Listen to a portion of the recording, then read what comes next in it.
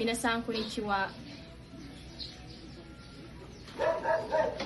Day 4, task 3 and 4, Watashi no Ichinichi story, writing and video reading.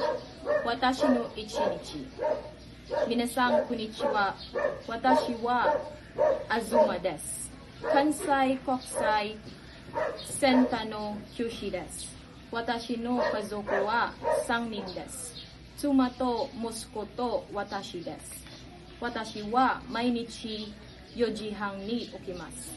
顔を洗います。それからお祈りをします。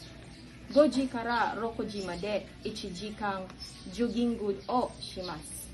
家でシャワーを浴びます。それから掃除をします。6時40分に出かけます。地下鉄の駅まで歩きます。家から10分です。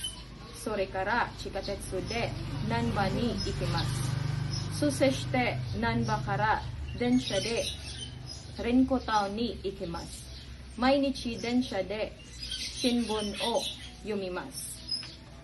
8時15分にセンターに来ます。時々オフィスで朝ごはんを食べます。仕事は8時半から5時までです。仕事は大変ですが、とても面白いです。私はジョギングが一番好きです。ディスクワークはショート。午後7時に家に帰ります。息子と遊びます。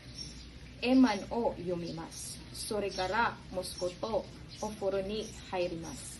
8時に息子を寝かせます。